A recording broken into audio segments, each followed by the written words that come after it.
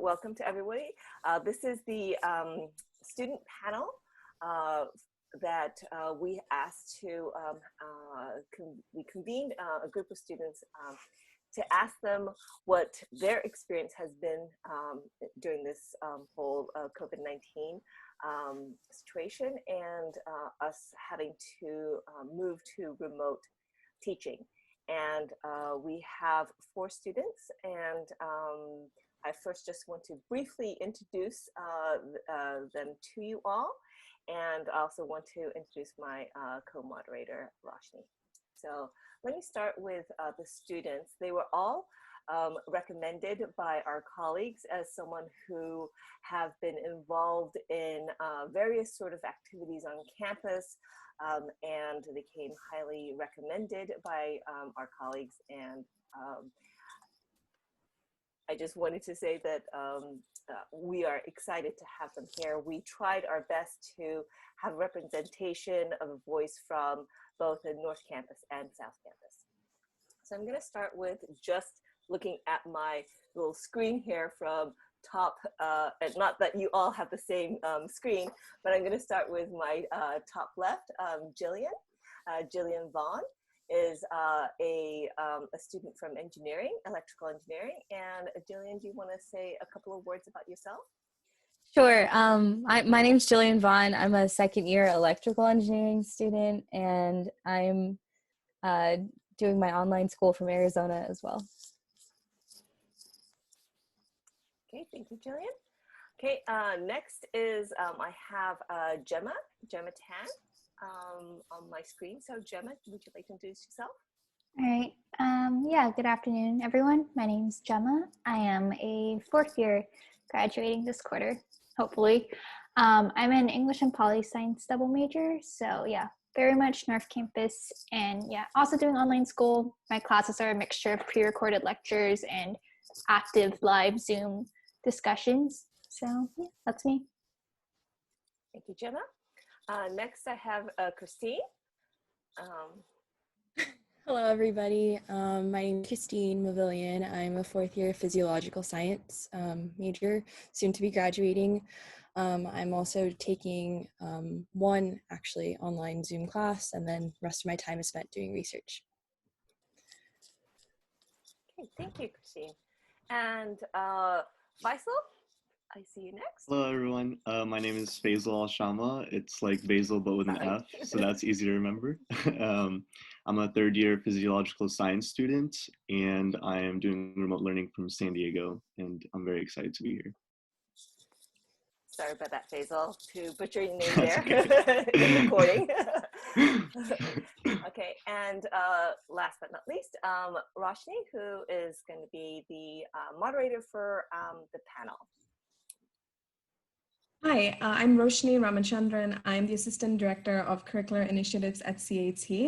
And so I'm going to be moderating, asking questions, and just wanted to say that after the beginning, we have some question prompts for our students, and which we will start our session with. And we do have a Q&A after that, for which you will use the chat.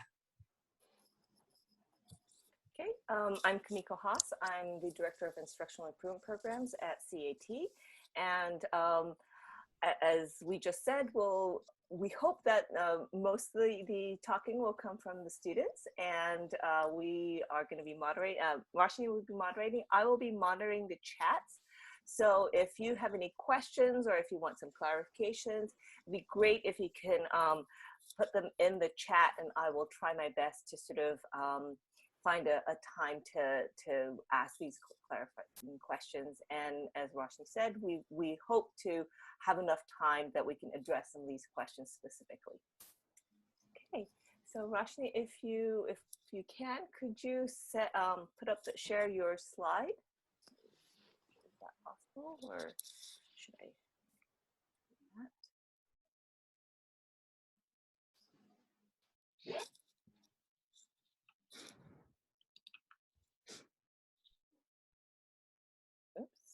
You are muted. You're muted.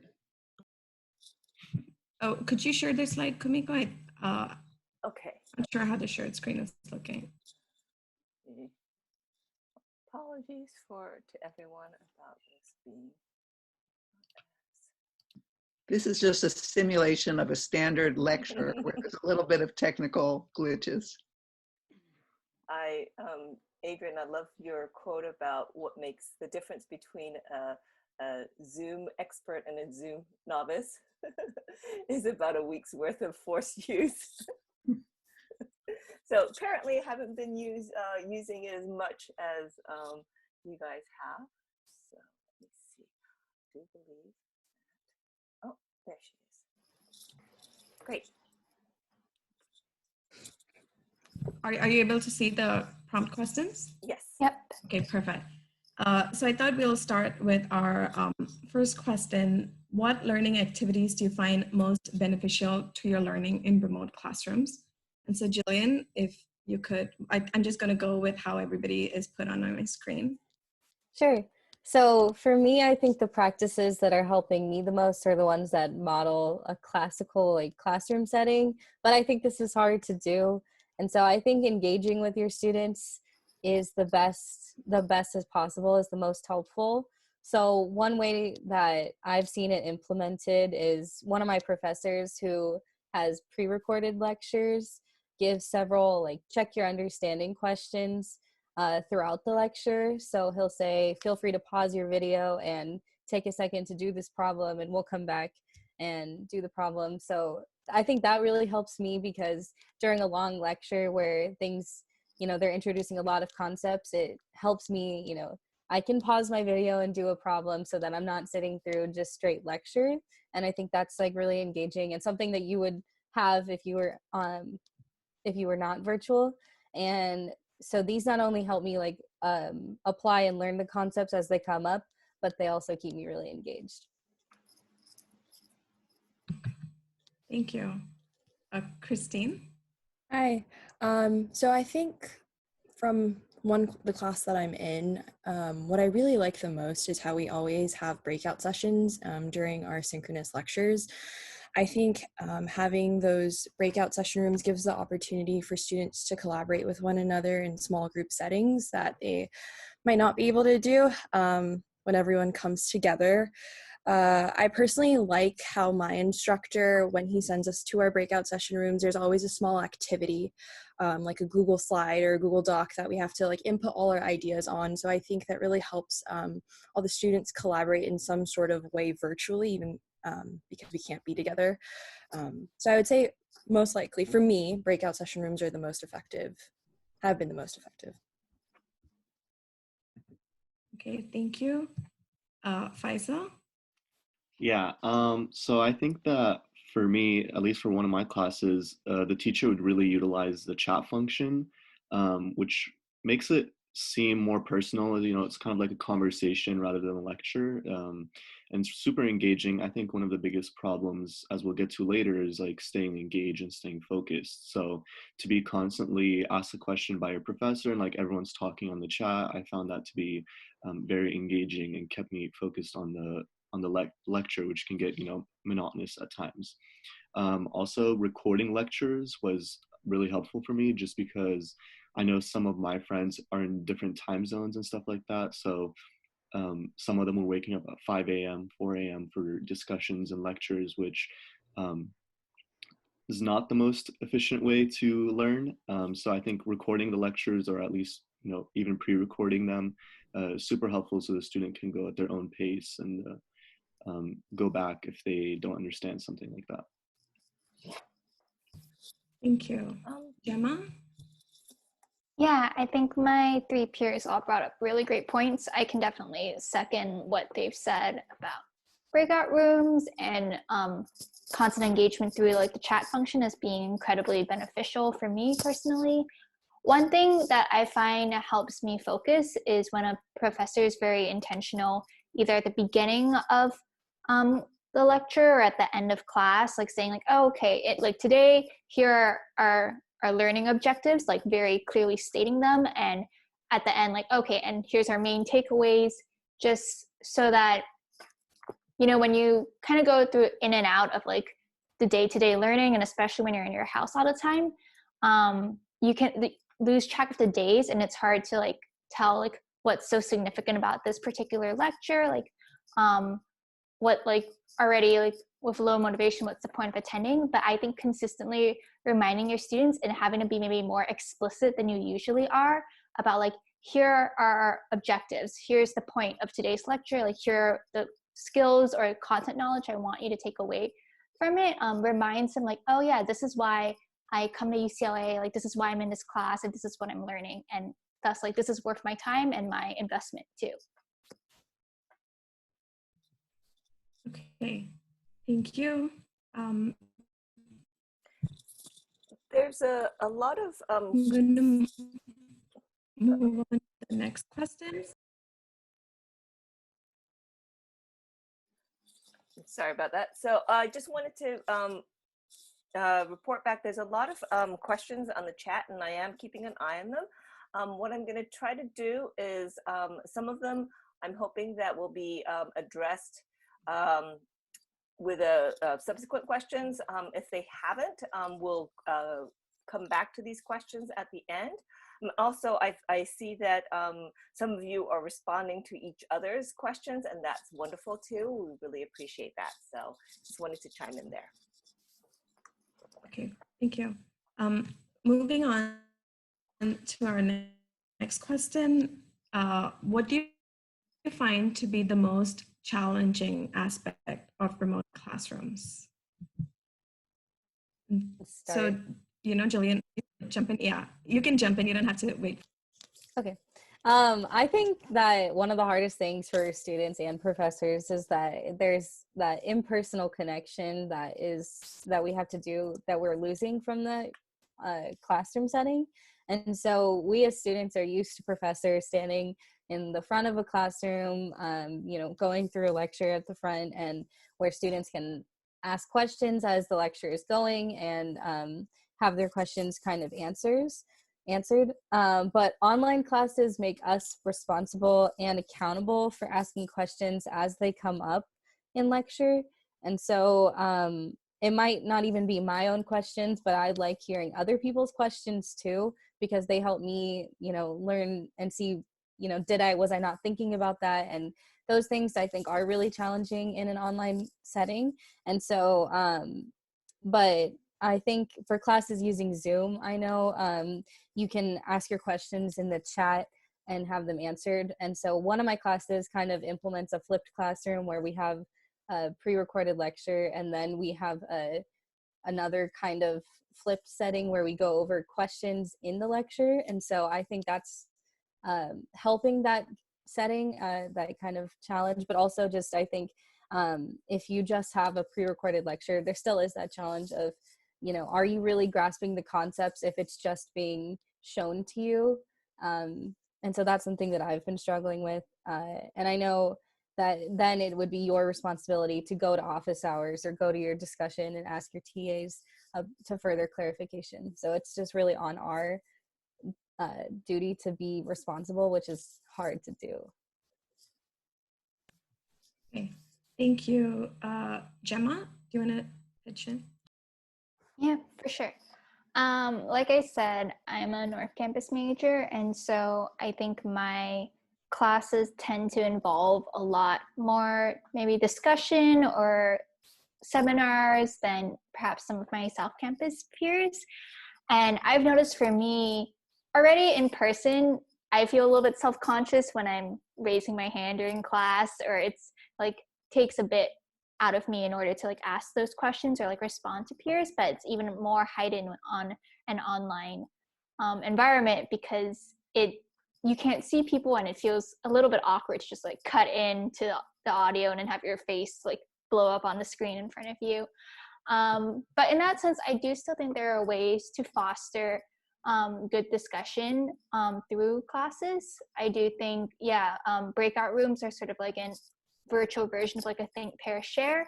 I think too, if you are running more of a seminar style class, having more open-ended questions, I think would help. I know there's a lot of times like to ease students in, you'll ask more like straightforward, like yes, no, like what's the correct answer to this questions, which I think if you were in person would be helpful in softening students to the idea of participation, but I think that doesn't translate as well online. So I think going straight into having more like broader open-ended questions, if you're running that kind of class or discussion, would be really helpful.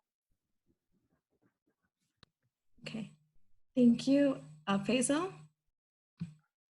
Yeah, I basically agree with everything my peers have said. I just want to add that um, there's like an element of going to class, and as a professor, you're basically the center of attention. You know, all eyes are on you, and I feel like that's half the reason we go to class. You know, we can just get the slides online if that was the case.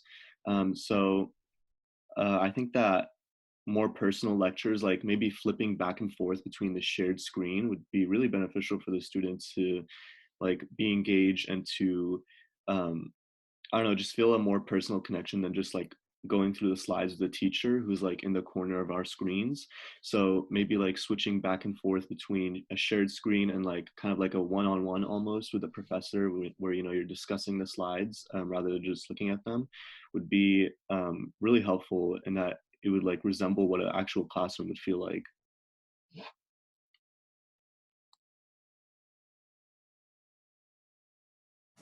Okay, thank you. There was a lot of talk about, breakout rooms and chat, and I guess that brings me to our next question. What are some specific ways to make group work or problem solving useful for students? And what are some things that faculty could avoid? So I can start. So I think some background about me, I'm in a kind of an engineering lab class where we do have to do a lot of group work, and I'm also a student mentor for an engineering design class. So I kind of see both perspectives of being on the student end and kind of on the, like learning assistant kind of end of that. And so I think that group work right now is really important. And I know that Christine talked about this, but I think for group work and problem solving, I think the breakout rooms on Zoom is helpful to reinforce the topics and have a lot of student interaction, which is something that we are missing being virtual. I think in lectures or discussions, you can ask questions and have students like answer in the chat, which I know this was kind of brought up earlier, but to me, those are kind of things that work with like this group work problem solving on the spot. And so I think someone also asked about this in the chat, but something that I've seen that to make group work problem solving useful is in office hours, because now in your office hours, something that is good is you can give problems and you can send students to a breakout room to solve the problems or talk. If you're talking about more like a humanities class, like have a discussion about something where you are not, you give them an opportunity to work together and come up with some sort of solution or an idea, and then you can go over it together. I think that's really helpful.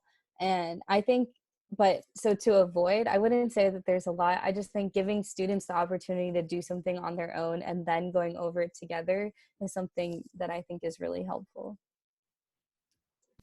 If I may jump in, I'm sorry, Christine. If I'm just adding to what Jillian said, I think using the chat can be really helpful, but at the same time, if you're working on a problem, you might create a Google Sheet or a Google Doc, so that that group in itself is working on something, and it's much more focused and for that a prompt or question, and it can be done that makes sense for everyone later on. So I just wanted to sort of point out that the chat for spontaneous sort of talking is great, but if you're using breakout rooms, pairing that with Google Docs is probably a great idea as well.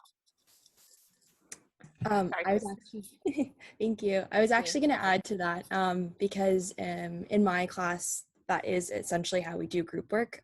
My professor essentially breaks us off into breakout rooms, and he basically has the breakout rooms assigned prior to class. So he's already grouped us off randomly into different breakout sessions, and essentially he'll have a Google Doc or a Google slide, a slide for us to either like label something or write down our ideas. And I think particularly for smaller size classes, mainly in upper div courses, having kind of like tables with boxes of names of the students on that Google Doc could directly like kind of help the instructor moderate whether or not students are actually participating or if they're just passively sitting there. So I think that's an effective strategy that could work for smaller size classes. For larger size classes, obviously it's more difficult to send students into small group breakout rooms. So maybe conducting a poll. I also second the use of the chat function, whether thumbs up, thumbs down.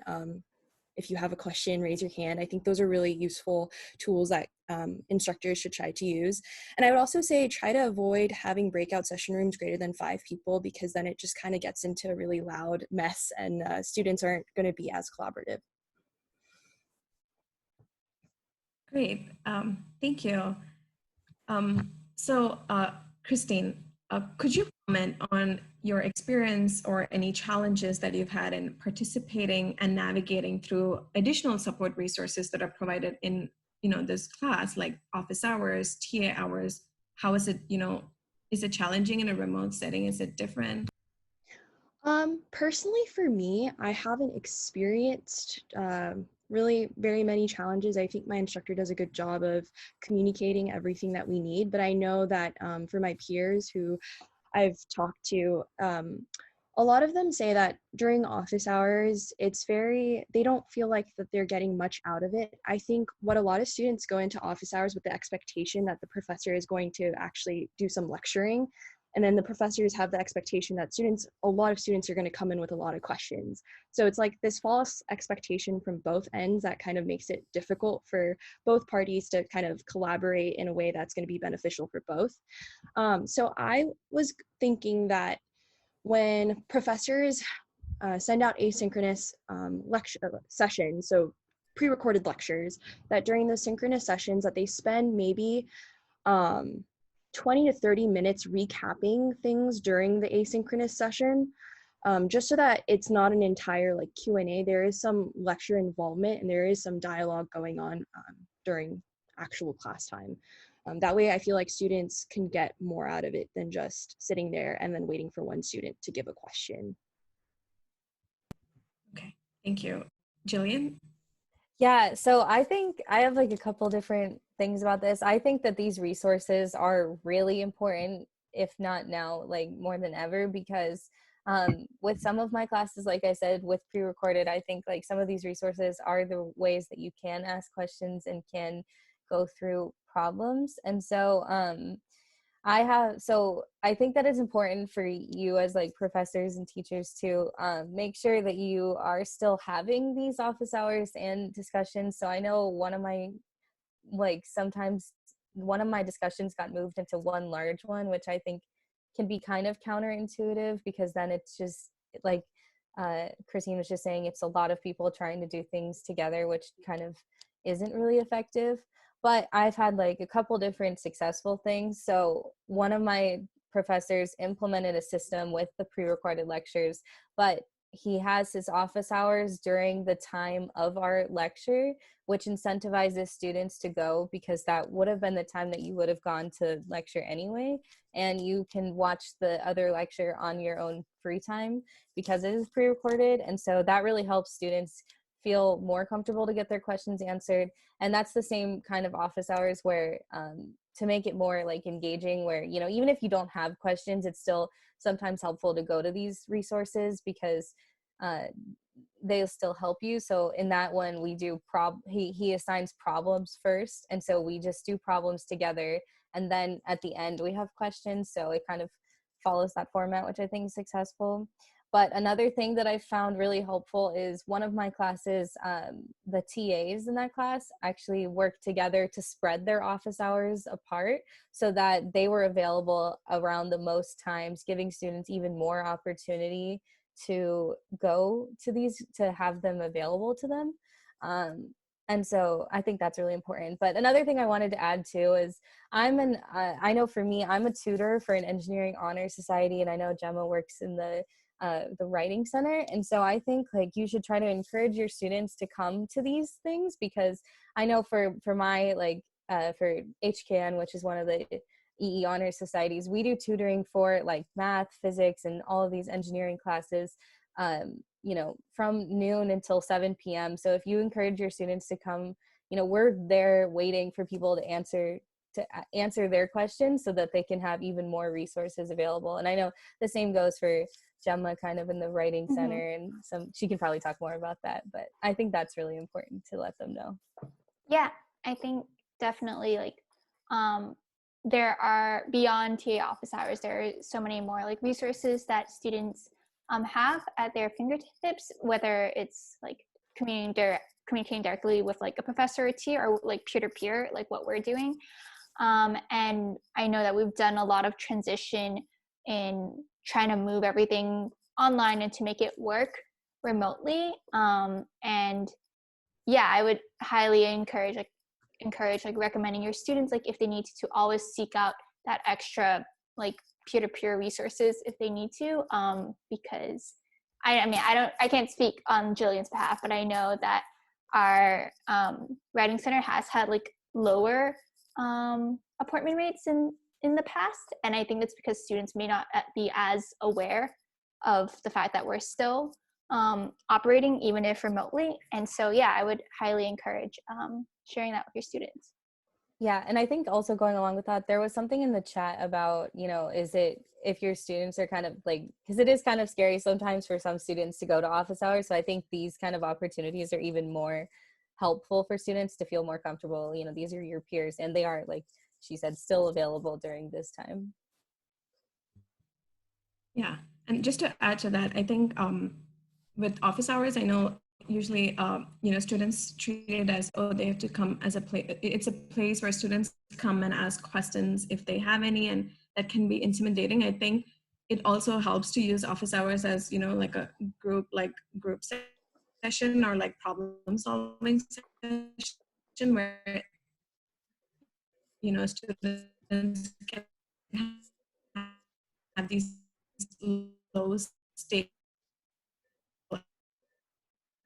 Okay. So moving on to our next question, and faculty are struggling with it is a challenge. Could you share your thoughts about test taking, or taking exams through Zoom or CCLA? Jillian, do you wanna start? Sure. I think I know that this is something that we're all getting used to, and it's something that's a little bit weird. But I think coming from a student perspective, it's as awkward taking it online as it is for you to come up with these things. And so adapting to this, I know it's necessary, but I do think that you kind of should think about that when you're thinking about exams and test taking, is that it's not, sometimes it's not that we all are cheating and kind of, there is that idea of like, it's kind of hard to prohibit, but it's also just, you have to make it as adaptable for each student as you can, because it is weird for us as it is weird for you. It's not that we like taking these online exams either. So kind of working with that. I don't know.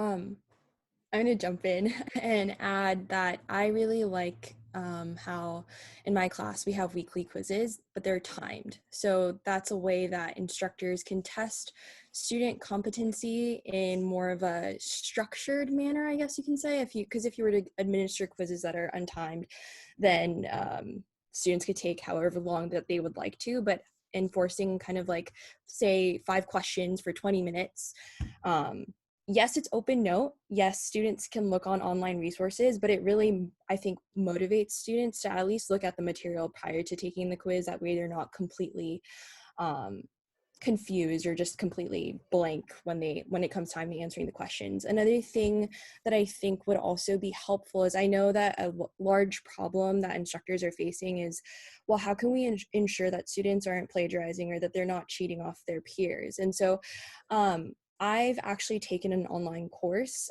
prior to this entire COVID situation. And essentially how my instructor administered our final was that she had a list of questions, but the final wouldn't open until, say, Wednesday, 8 a.m. of finals week, and it would be due Friday of finals week at 11:59 p.m.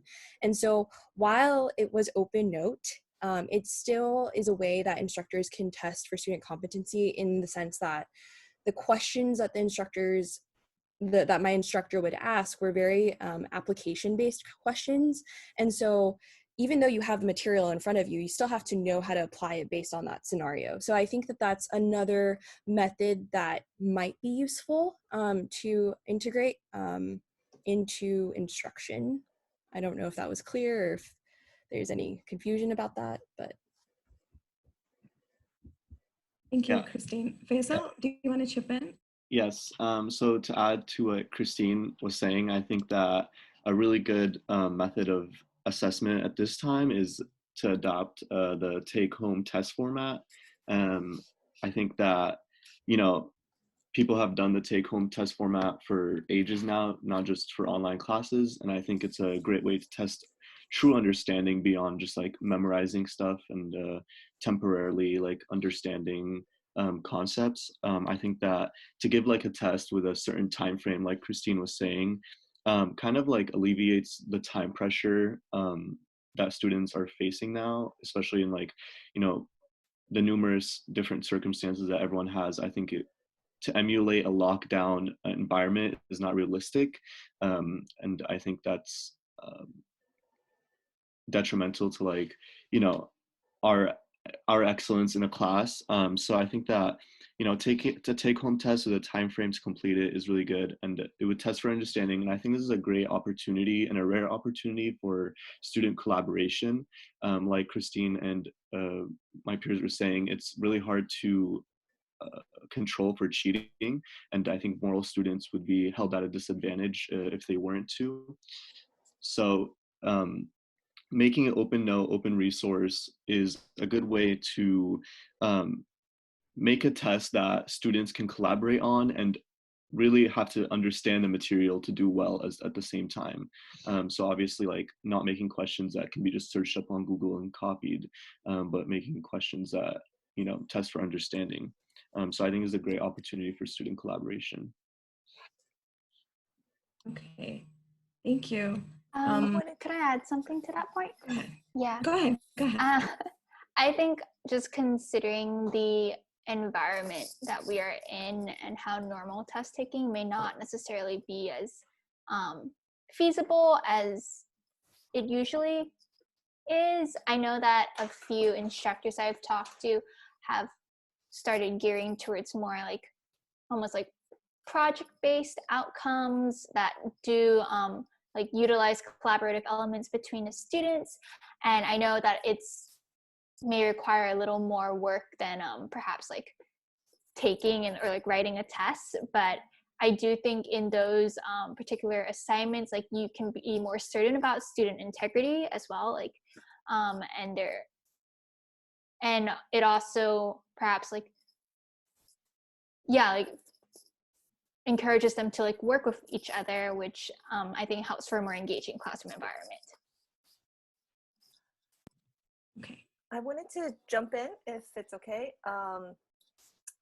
This was in the chat, and the question was how can we make the test more adaptable and easy for the students?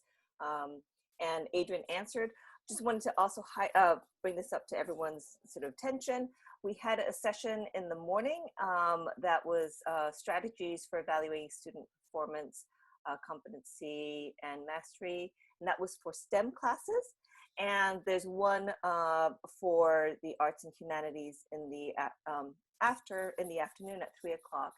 And these sessions will also be recorded so that if you miss the morning one, you can always look at that. And they address a lot of the things that the students are saying right now. So I think that'll be very helpful to sort of hear what the students are saying and think about strategies and ways to address some of these things. Okay, thank you, Kamiko. So my next question is, Christine, could you share any experience or feedback regarding classroom participation practices, note-taking in remote instruction, asking questions in remote classrooms from a student's perspective? Yeah. So what I find really helpful is that instructors, if we're going to have an asynchronous session during which the instructor is going to deliver a portion of the lesson, I really like having the lecture slides ahead of time, because that allows me to actively listen to the instructor while I'm taking notes, as opposed to just looking at a shared screen and just having to write down everything from the screen. Because I think as students, when we're sitting in lecture and we're looking at slides for the first time, we have the tendency to just want to write down everything that we can as fast as we can. So that really takes away our opportunity to actually understand what we're learning. So I think having those lecture slides beforehand, it's really helpful, at least for me. I also would say using the raise hand function on Zoom is extremely, extremely useful, I think, for the instructor, because I think sometimes what happens is maybe like two students want to chime in, but then that just causes like the whole recording like sounds are conflicting, and it becomes chaotic. So I think having students use the raise hand function on Zoom if they have a question is extremely, extremely useful. I think those are the two big ones for me. Gemma, would you like to share? Yes. Yeah, I think Christine did a great job. I think like summarizing a lot of my main points. Definitely participation is difficult, especially just in the classes I've had that have been very discussion oriented. I think a lot of students are even less inclined towards like wanting to speak out loud. In that case, like apart from like the raise hand function, which is for more like off like the cuff sort of questions that may arise from students, I do think having like a prepared set of like questions that you may want to engage your students in is definitely useful. As for note taking, I know that there are some classes where students have created a collaborative like note taking Google Doc, which I know when we're in a normal academic setting tends to be discouraged. But from what I've heard from people I've talked to, it's been very helpful for them in this situation, because sometimes they'll be listening to lectures and they'll like audio might cut in and out, or they might have to attend to something else or like be briefly distracted by something. And so having that Google Doc, one, like continues to foster community with like your other classmates, but like secondly, like they can help each other learn together. And so to that end, I would perhaps ask around with your students and see if they've taken any of those initiatives on their own. I know some classes have like students have created group me's or have done that Google Docs, and then just making sure that all students are like aware that they can also help each other with their learning as well. Okay. Christine, do you want to say something? Go ahead. Yeah, sorry, just kind of adding on to what Gemma said. Another thing that my class did, and I think it's really useful, at the beginning of the quarter, our professor essentially had a Google Doc with everyone putting down their contact information. I think that's really useful. I know for classes that have an upwards of 100 to 350 students, obviously it's going to be difficult for every student to collaborate with one another. But I think that just having that resource available for students is extremely helpful, because then they could at least reach out to someone if they don't feel comfortable reaching out to the professor directly. I know for my class, we have like a separate group chat with all the students in the group chat. So that really helps us. Like if we ever have questions amongst each other, that's how we ask. Okay. I also wanted to add something really quick to what Gemma was saying too. So, and kind of what Christine was saying. So kind of with note taking, I think that especially when we're doing these sometimes like with the pre-recorded lectures, if you're just kind of lecturing from something that's already written, and even through Zoom, it can be hard to tell the pace at which students are doing their note taking. And so I think that can be hard, because in person you can see facial expressions, like you can see if people are confused, and you can see if people are still writing, and when's the point to move on. So I think just, I would say, proceed like at a slower rate than you probably think you need, just because it's better to have students, their brains kind of like rotating around it, than to get through all the content faster just because it's online. But I think it's really important that you can ask your students what they think by sending out a survey to know. Students aren't afraid of telling you what they think, which I think is funny. But it is ultimately your decision to teach the way you want. But we as students appreciate your consideration and asking us about our perspective to make like this whole experience better. Thank you. Just to Yeah. chime in just last second, basically to what Christine was saying, I think that also turning on all cameras in the class is a really good function, just because like I found that people participate less when everyone has their cameras on, just because, and the more people that have their cameras on, the more likely you have yours off, just going with the flow.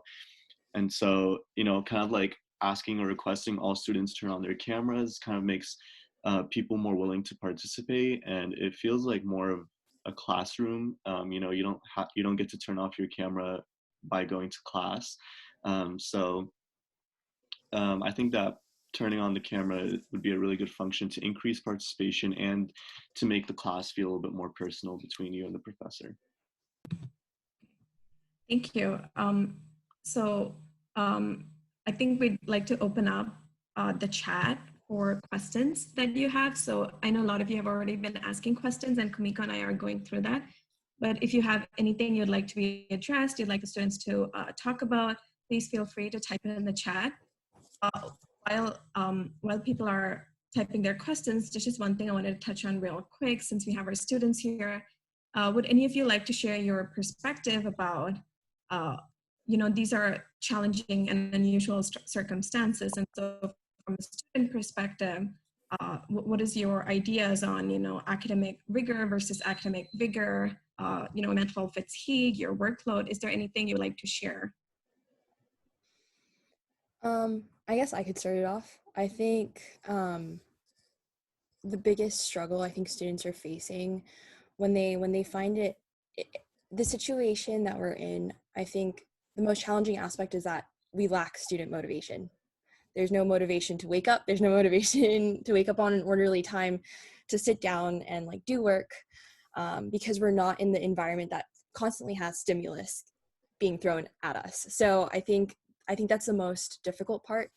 And I was talking to my colleagues about this yesterday, and I think what it is that the curriculum that's already been established in a course is rigorous. I think that curriculum is going to be rigorous whether or not that student is in the classroom physically or from afar. So I think the challenge more so is not how do I make the class harder now that students are not physically there, or make it easier now that students are not physically there, but it's more so how can I make my resources accessible to students from afar. So I guess in my perspective, I would say it's not so much that that instructors should be focusing on making the curriculum more challenging. It's more, how do we make it more accessible? To increase student motivation. Oh, I just wanted to add to that really quick. I think that kind of like goes back to what I said in the beginning, that the most like useful thing or beneficial thing for me is classes that are kind of the most accurate of what a regular class is, not online. And so like Christine was saying, like not making things more challenging or more easy, but more realistic to what it would be, so that rigor that would have been on campus. Because even though we're at home, it's not that students, we have a lot more free time because of like other things. That shouldn't be a reason why you should be making things more challenging, but how do you make it just remote of what you were doing previously? Yeah, just to emphasize what my peers have just said, like I think that the academic vigor should be adapted and not intensified to just be like more collaborative and more flexible and more understanding with the students. I think this is like a particularly stressful time for us and for you guys as well. And it would really help us, even for you to verbalize that sometimes, I think would really help students like feel more comfortable with the current situation. And yeah, like Jillian said, it's like, I think it's a misconception to think that, you know, our classes like might be getting easier, or, you know, we have more free time because extracurriculars are canceled and stuff like that. But I would actually argue that we have like slightly less of a mental capacity for all that's going on in classes. So just keeping that in mind would really help us with, while still giving us the vigor that we need to excel as students. So one of the questions, I think, chat questions that was brought up, I think is really interesting, is about motivation, and you all touched upon that. But the question was, what type of strategies are used to best motivate students to do the reading? I think this is a concern that a lot of faculty think. Even in a regular face-to-face class. So this is a great time for you to speak about sort of what are some of the things that will motivate you to do reading in general, but is there anything in particular in this online environment that will help it even more? I mean, I can speak from my experience. I have a lot of reading for class, which I'm still trying to catch up with.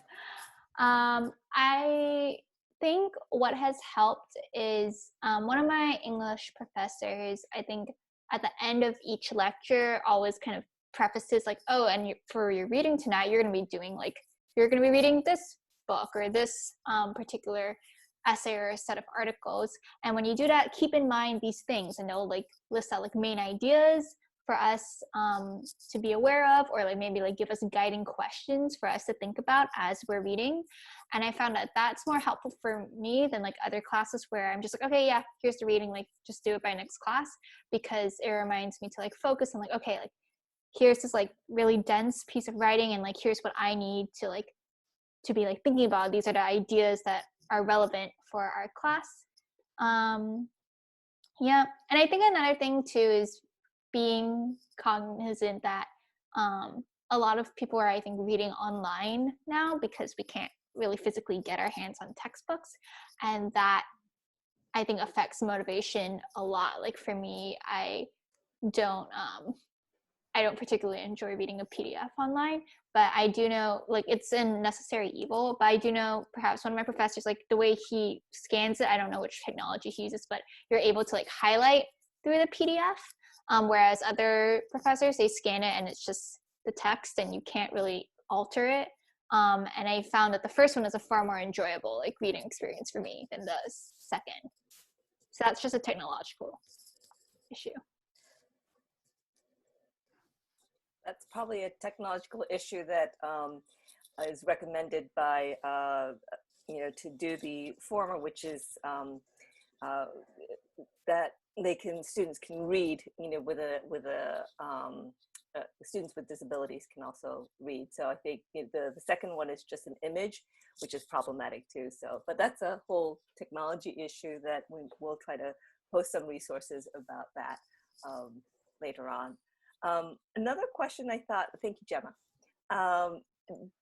Does anyone else want to chime in, or can I pose another question from the chat?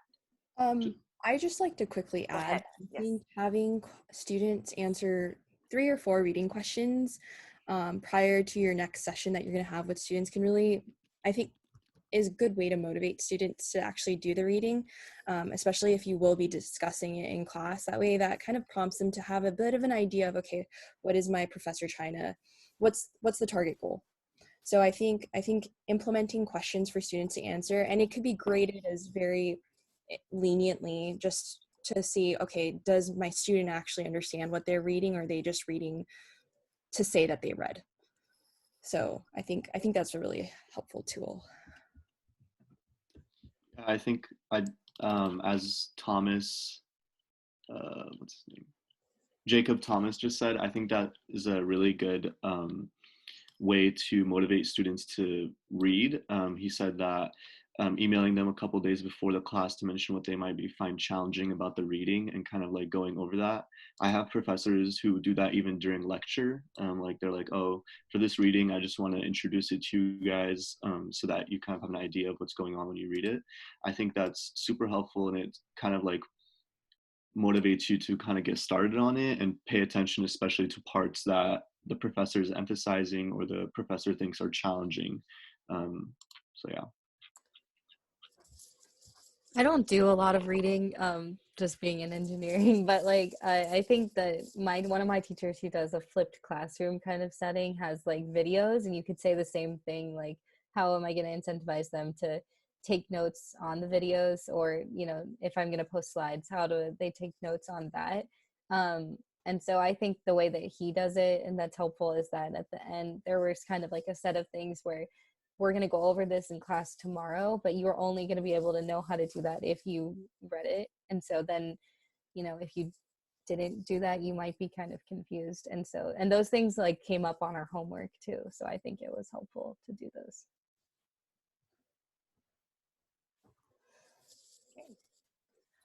Another question that I thought was interesting, and I don't know if there is an answer, was, are there any aspects that are improved in a Zoom classroom as opposed to a physical classroom? I think that the availability of things is like a lot easier, because for me, it's a lot easier to go to and just to click on a Zoom link, because, you know, my teacher's having office hours and I can just go on to the office hours by clicking a link versus having to go over to a different part of campus when I'm already like at when I'm at my apartment or like something like that. So I think those kind of things are a lot easier to do on here. Another thing is, like I mentioned, I'm a mentor for like an engineering design class, and using the breakout rooms is actually so much more efficient for that, because we help people with like code and looking at their screens. So it's actually really easy to do from home, because they can just share their screen and I can try to look at their code and see like what's wrong, or, you know, do things through that, which I think has been really cool. I think one of the coolest parts of Zoom education is what's currently happening in the chat, which is people ask questions in the chat and other people besides like the professor will answer. Not in this case because you guys are all professors, but I like how students will ask a question during lecture and a bunch of students will follow up on that student and make sure that they understand a concept so that that student gets their question answered, doesn't have to interrupt the teacher, or doesn't even have to go to office hours particularly to get that question answered.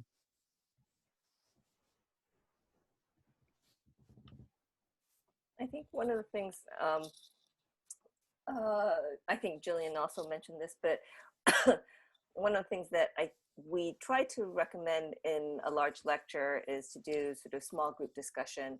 And if you have a class of, you know, over 100, it gets to be really loud and noisy. And I know that, you know, you can do a similar kind of thing. And I think we discussed this offline earlier on, you know, with the students, but also I've heard that it's a lot easier because it's quieter. You can have the same kind of effect. And, you know, just be a little bit more focused in the breakout room. So I think that's one of the things that students seem to really enjoy, is to be able to connect with their fellow students, but in a little bit more sort of focused, quieter environment than in a large lecture room.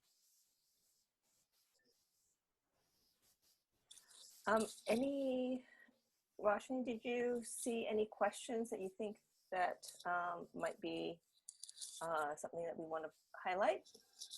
I don't see any questions right now, but there's a lot of activity in the chat. People are answering each other's questions and going ahead. So that's nice. I did see a question in the beginning, which was, what are the biggest mistakes that teachers make using Zoom in a lecture setting?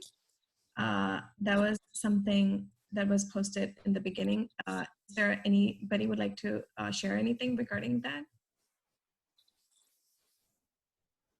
Mm-hmm. And it needn't be mistakes, just, you know, maybe some oversight or something like that. one of my professors doesn't like put on the camera or something, or yeah, he just doesn't put on the camera, which I find like almost like I'm watching like a YouTube video, which is not like super helpful, and it's 2 hours long and it can get super draining.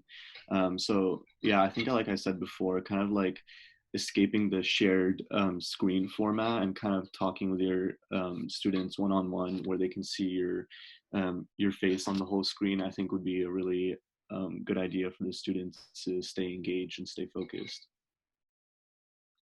I think while the chat is really helpful, I think one of the things one of my teachers did was he actually started doing Zoom webinars instead, which has Q&A, so that because to him the chat was just too distracting because people were just kind of talking to each other, and like it was just too much for him to moderate that and also go through it. So I think that can be hard. But another thing that I know we talked about this yesterday is if you have a class that's like 2 hours, still kind of giving like a little small break in between might be kind of nice, because it gives us a second to like reset or like go get water or something, you know, to that can be helpful.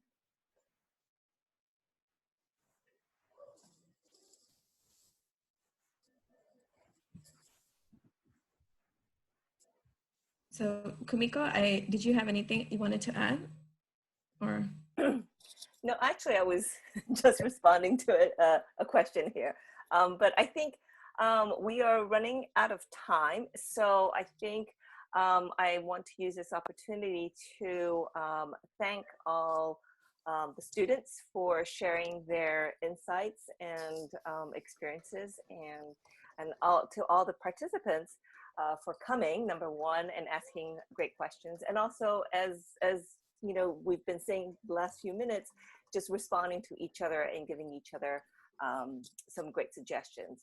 So one of the things that I wanted to highlight was that student voices is extremely important and helpful and useful in trying to understand what's going on in the class. And hopefully we had an opportunity to share this with you, but we also encourage you to do a similar thing with your own students in your own class, whether it's a poll or a mid-quarter feedback. There are many ways to do so, and we really encourage everyone to take this sort of experience and see how helpful it was, and to get some feedback from your own students. Do you all, I want to make sure Jillian, Gemma, Christine, and Faisal, do you all want to say one last thing? Thank you for giving me the opportunity to come share my thoughts. Yeah, no, this is great. I'm really glad that we could have this communication. I know I saw in the chat there was like one question about Zoom fatigue, and I definitely know that I feel that as a student. I'm sure your students feel that as well, and I would, yeah, to like address that. I know we don't have time, but definitely like reach out to your students, bring it up. We're all human. We're all trying to learn the best that we can. Thank you. I want to say thank you too. And also kind of, yeah, touching on that, I think like what I was saying, you know, we're offering our student perspective, and I'm offering, I mean, it was good that we had all kind of different perspectives here.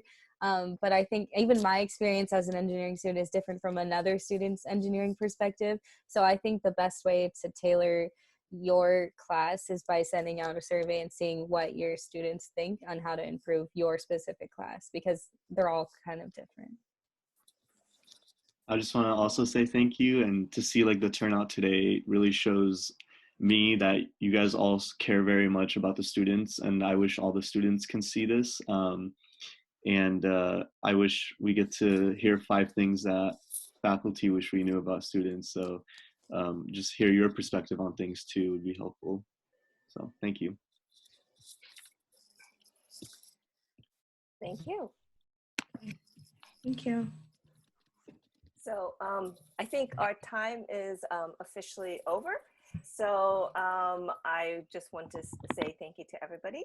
And I think Roshni, can you point back to one slide before on your shared screen